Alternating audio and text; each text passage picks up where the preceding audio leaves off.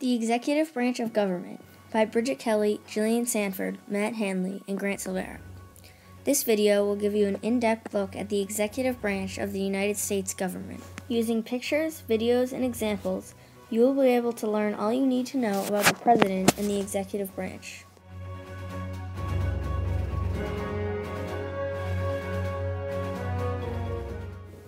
The head of the executive branch is our President, Barack Obama. Next in line is the Vice President, Joe Biden. The Presidential Cabinet is the group of advisors to the President who head the different departments of the executive branch. Some prominent cabinet members are Hillary Clinton, the Secretary of State, Robert Geithner, the Secretary of Treasury, Leon Panetta, the Secretary of Defense, and Eric Holder Jr., the Attorney General of Justice. The executive branch has a lot of power. Some of these powers include to carry out laws made by Congress, appoint high-ranked officials, to direct foreign policy, to make treaties with other countries, to command the armed forces, and to host ceremonial events. The executive branch also has a lot of power in the checks and balances system.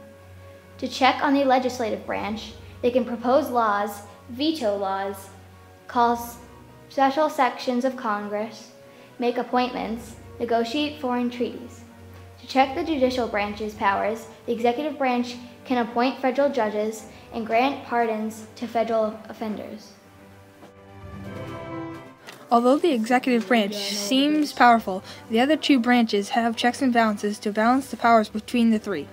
The judicial branch can declare acts of the executive branch unconstitutional. The legislative branch can override the president's veto, confirm executive appointments, and impeach and remove president. In the Constitution, there are 7 articles, 3 of which give the branches their power. Additionally, the other 4 articles cover relations and disputes between states, a system for amending the Constitution, a system for ratifying the Constitution, and one that makes sure the Constitution is the supreme law of the land. The executive branch gets their powers from Article 2 of the Constitution, which states, "The executive power shall be vested in a President of the United States of America." Article 2 lays out all the powers and limits of the President and the executive branch. We are interviewing Grant Silvera to see if he can become the President of the United States of America. So Grant, are you at least age 35 or older? Yes, I'm 38. Alright, so have you been living here in the United States for at least the past 14 years? Yes, I've lived here all my life. Wow, so you're a natural-born citizen?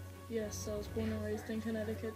Alright, well, since you have all those things, you could be the President of the United States. Yes, and that's what I intend to do. Wow. So, Mr. President, Congress has recently thought of a law that every school should have a security system. What do you think about it? Yes. You like it? Yes. It made me safe. Okay, this law is passed.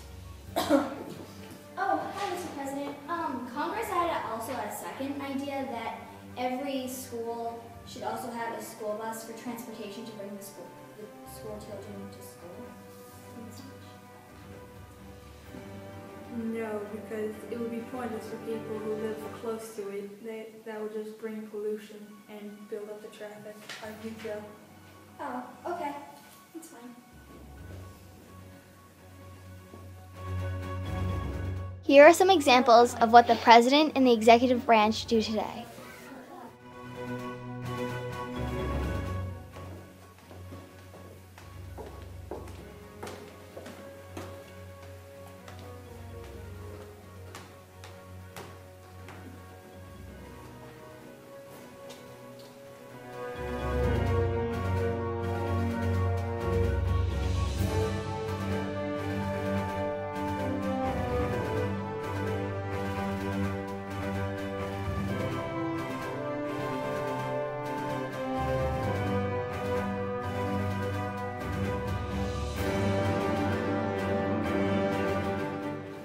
To hold the office of president, the candidates first have to win primary elections in each state.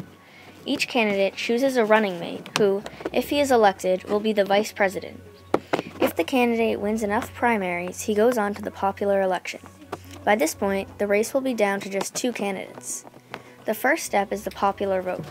This is when all citizens of the United States who are over 18 vote for who they think will do the best job as our president. But this does not determine our president. We actually have voted for a group of people called electors from each state. The state's number of electors is based on its number of representatives in the Senate and the House. After the popular vote, each group of electors votes for either candidate.